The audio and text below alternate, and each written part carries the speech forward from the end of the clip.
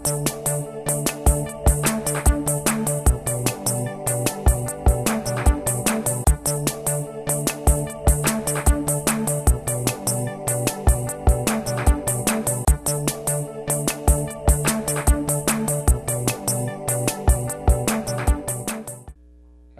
are going to move to the third presentation. The work is entitled Multiscale Spectral Residual Analysis to Speed Up Image Object Detection. The work is from José Grimaldo Filho from UFBA in collaboration with Schnittmann and Professor Oliveira, also from UFBA. Good evening. My name is José Grimaldo, and I will be presenting multiscale spectral residual analysis to speed up image object detection. I'll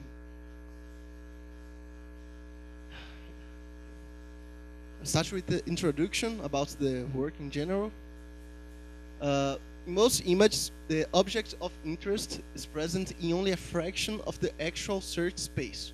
So, if you use an object detector in the entire search space, you spend most of the time in very unlikely regions to contain objects. So what do we want? What are the alternatives? What do we want is some process that can indicate which regions are most likely to contain objects. So this would be the perfect result in this case. Only actual objects. Our method in general tries to use salience detection to select image regions based on their importance. And only the most important regions are hopefully selected for object detection. So we have the original image, we calculate the salience, we extract important regions, and we use them on the object detector. So some related works, you and Varshney use a difference of Gaussians to detect salient regions. So he detects objects of multiple scales and use that for large image navigation, human navigation of very large images. So he will select the regions, you click, and he will go to the important regions of an image. And Hutzhauser uses salience detection to enhance a key point-based detection. He will take the most salient region of an image, and you concentrate key point extraction on these parts to avoid learning noise. It also allowed for better results. Well, what is salience? When we talk about salience, what it means? Salience originates from uniqueness, rarity, surprise, or unpredictability. So, if you look at these images, your eyes are drawn to certain regions. You don't have to, nobody has to tell you what to search. You'll see objects that are more salient because they stand out more than others. So salience relates to uniqueness and rarity, and it relates to how much a region is distinct from others. It also relates to unpredictability and surprise, and it can be seen when patterns are suddenly broken or it's unexpected. For example, we have an open space and an open space in the middle of a line, a sudden stop in the line. You look to it because it draws your attention. So, an example. The human visual system has two main steps. If you look to this image, your attention will be drawn mostly to these regions. You don't have to search for it. You see the most salient regions automatically. But if you look to this image here, your eyes will take time to notice which is the most salient region, because it's harder. There's no salience, but it's the circle right close to the middle. You have to search. It's the second phase of human visual systems, which is slow, serial, complex, and task dependent. Okay? So what we want is to use salience to detect regions which stand out. In this case, we have a simple image. An image where objects are clearly seen, so salience can do all the job by itself. You hardly need too much trouble, but we want to use salience method on harder images. So we chose spectral residual analysis as our salience method, and it's based on spectral information of the image. information over the spectral domain. It is based on a property. It was inspired on a property of natural images, which states that the amplitude over frequency of an ensemble of natural images is proportional to 1 over the frequency. Okay, so why we chose spectral residual? Because it's fast. It allows for, it's fast, but generates a low resolution salience map, but it's not a problem for our work. And we are able to search for bigger objects by decreasing image size. So we use these features from this salience method in particular to speed up object detection. So how did you approach this? On cluttered images, images with too much information, the original formulation is not good. The selection of regions is mostly useless. So we want to change this formulation to allow a better choice of regions of interest. So what do we do? The first thing is finding, for example, in the case of person detection, which scale is best for salience detection. If you decrease the image size, these objects will be bigger. The salient objects will be bigger. Bigger objects will be more salient. So we basically apply an additional scaling to the current octave and try to, for each octave, search salience after this new scaling. So you find what you want. You can control the size very well. So the first thing is adjusting the salience detection to search objects of the same size as your object detector using sliding window. So the next step is, instead of selecting most salient pixels, we select salient windows. Why? Because we are not seeing which regions are most salient pixel by pixel. We want concentration of salience. So if we choose pixels, the faces will be selected, for example, but the rest of the body won't have a high salience. So you might get only half of the object selected. You might have the window selecting only the head in the middle, and the rest of the body will be discarded. So we use a window to judge concentration of salience. In the original formulation, a threshold is calculated based on image average salience. We don't do that for several reasons, among those because it discards important regions when you have many objects in the scene, cluttered regions. So we chose a threshold, a fixed constant found empirically, that is a trade-off between the number of regions you will select and the number of false negatives caused by the windows. What are these false negatives? A region that the detector would detect if you had selected it with salience. So in the first two cases, you discard many windows, but you discard also the windows that contain the object. On the third case, okay, 30% windows in average, and you include the window that the detector can use to find the object of interest. So it's a balance. We show this balance empirically. This is a trade-off curve between the number of false negatives and caused by salience and the number of windows selected for actual object detection. So you have this curve, you see which points is better for your business task. What do you want to accomplish? We also apply contrast normalization. We have several techniques tested, and it increases the salience and the results dramatically. There are several techniques possible, adaptive contrast normalization and global histogram equalization as well. I will not get into this now, but it helps mainly by making stronger edges for objects which are too far away, out of focus mainly, and poor illuminated objects. It really increases results. Well, how do you do this together? You calculate the salience, choose the correct scale for search, and you simply slide the salience and search for regions which are within the threshold you selected. The selected regions are then used for actual object detection, only the selected regions. So most images you can discard a greater part of the regions, and you repeat this for each image octave. So you can get even better performance if you accept a higher level of false negatives caused by salience. This, okay. We have basically added search in multiple scales, fine control of threshold performance, window-wise region select, and contrast normalization techniques to enhance performance. Better region selected at cluttered images, speeding up object detection.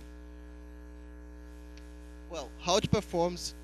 We tested over LabelMe dataset, which is an online dataset, which is dynamically updated all the time. So we select a sample of images from this dataset, and we use a combination of HOG and SVM for personal detection. So what we want to measure is how this method affects detector performance, ROC curve performance, and detector runtime speed. So in green are regions that we salience selected regions, and in blue are regions which would be incorrectly detected by HOG SVM, but were discarded because they are not salient enough. So it's a good thing. These are good cases, okay? These are good cases as well. In blue, regions that standards that allow HOG SVM detector said were person, but was discarded because it was not salient enough. So it's a good detection. The bad cases are in yellow because if the detector would be used on that window, it would detect the object, the person, but as it was discarded, the person was not detected. Red cases, it didn't change performance. Both the salience shows the region and the detector said it was a person. So it makes no difference. So basically, you can get 3.3 times performance improvement with a reduction of 2.9% on true positives, or 5 times a reduction with 9% on true positives, with a reduction of 9% on true positive detections. ROC performance was also improved at the cost of a limit on maximum true positive rates. What this means? You have this ROC curve. The green is the original one. So you have a faster detection that at a fixed true positive rates has a smaller number of false positives per image. But for example, original HOG detector can reach 71% of true positive rate, while MSR can at 30% can only reach 70%. So it's a 1% reduction for 0.5 reduction on false positives per image. It's a trade-off you have to choose. You can, for example, select 50% of the images, in which case the performance would be nearly equal, but running 2 times as fast. Okay, so MSR is a technique for faster processing of images using slide window detectors. Person detection was improved, both accuracy and ROC performance. And as future work, we plan to use object-specific information to improve region selection in the frequency domain, improve the salience detection. Thank you, and that's it.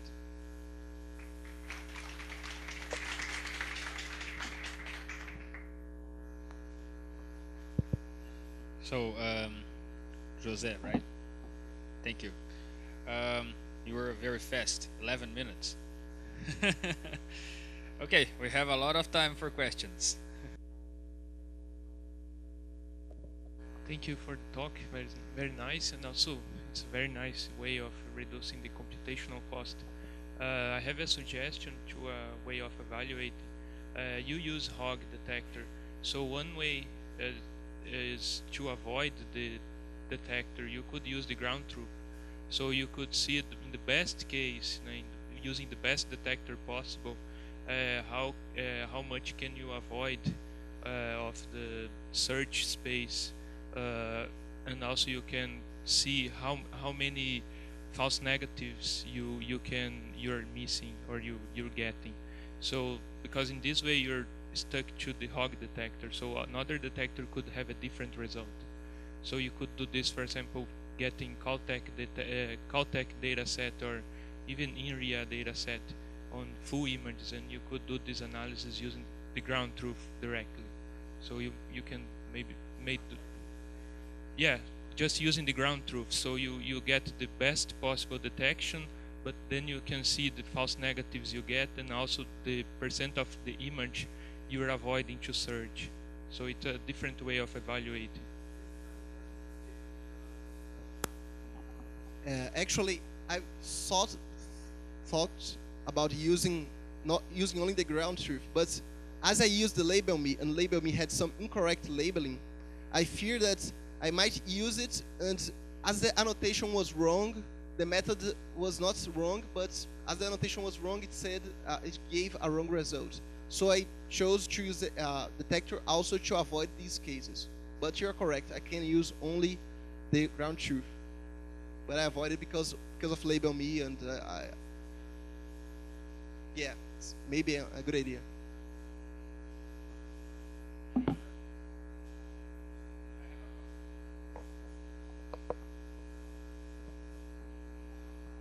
So you compared the technique you presented to the log and tricks detector, right? Yeah, Yeah, and you made some conclusions about the timing, also with respect to the law and tricks.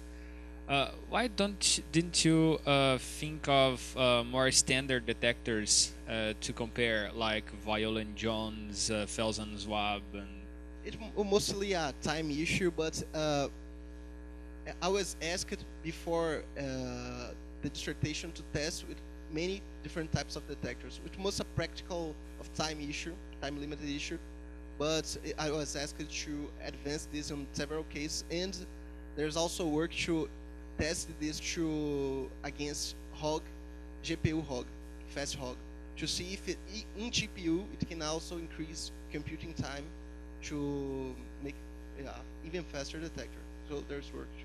So you are more worried with the timing for computing the detection, like the efficiency or the effectiveness, or both? I initially planned on focusing on speed, runtime speed, but because I thought initially that my target was getting the same hog performance, but as I evolved, I think it will be a mix between good performance and speed. So if you are thinking about efficiency, I strongly suggest to test against Violin-Jones and more modern versions of detections that are fast, because it will give you some hints of how to improve or something, or compare them directly. Yeah, we are testing to hog GPU to test against the fastest and implement this method on GPU as well to see if it can improve on state of the art. Like, because of this, hog is 2005, so there are narrow methods to test. We just use this because it was practical, a widely used method, widely known, so we try to be safe. But you're right. Okay. Any other?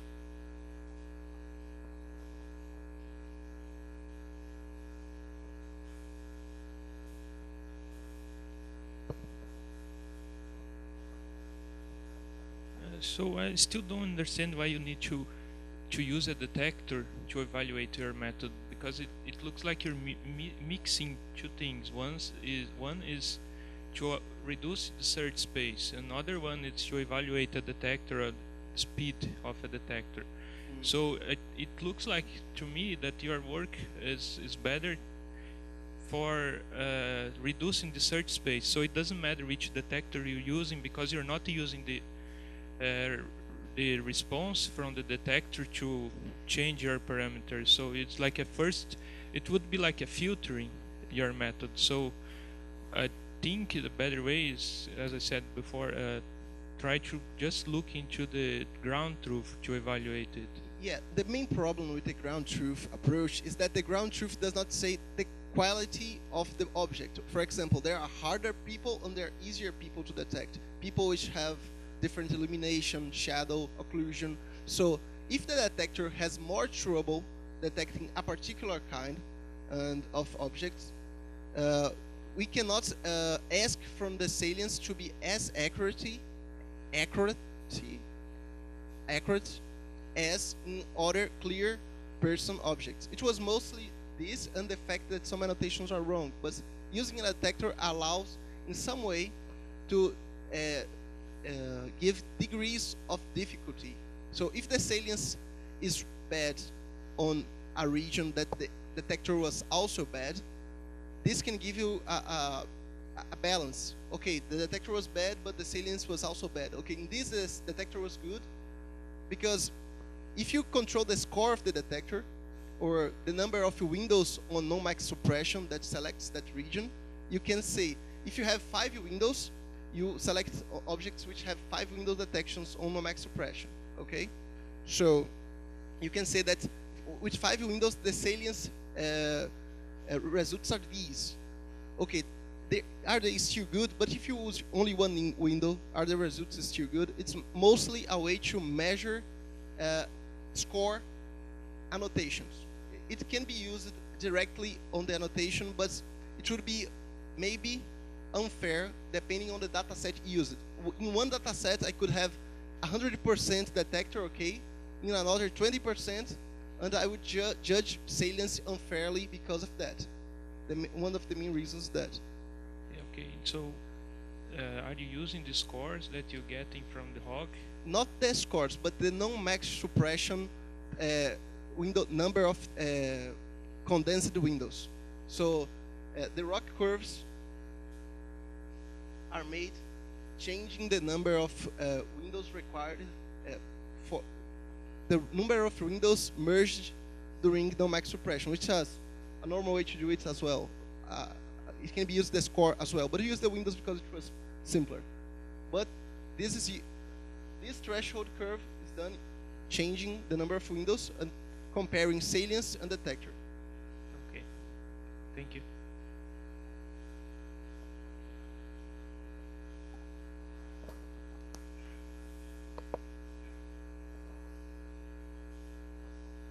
Okay, there is one thing that William and I are not understanding here, and so what is the fish you are selling here? You are selling a detector, or you are advocating for a better representation of the image that you could use with any other detector? You could use it with any other detector, but it requires a detector for actual object detection, a side window-based detector. Right. So what you're the fish you are trying to sell is a better image representation to use with any other detector, right? What do you mean with? What I propose is a method to reduce undesired windows before detection. So, but these windows can be any kind of windows. You do not require any detector for it. To discard, yes. Right. So what you are selling is a new representation of image that could be used with other detectors.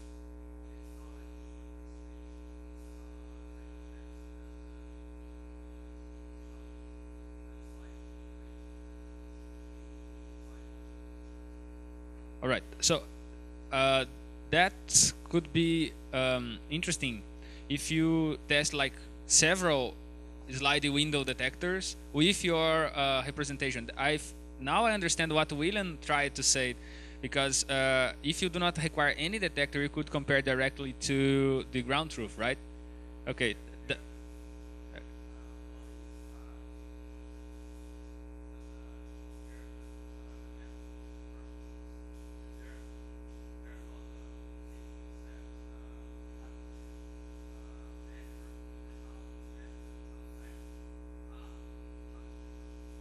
Because if you have a very if you have a very hard data set, uncontrolled, the detector will have a performance, and MSR we also have a performance. I don't want to judge MSR disregarding the actual detector performance. Right. Yeah. Because I can remove 99% of the windows, and the detector can match 100%, and this is my work. But what if the detector can only match 10%, and the method also can only discard effectively 10% of the windows? Is this relation I want to bring? Okay. Okay. All right. So let's thank the speaker. Thank you.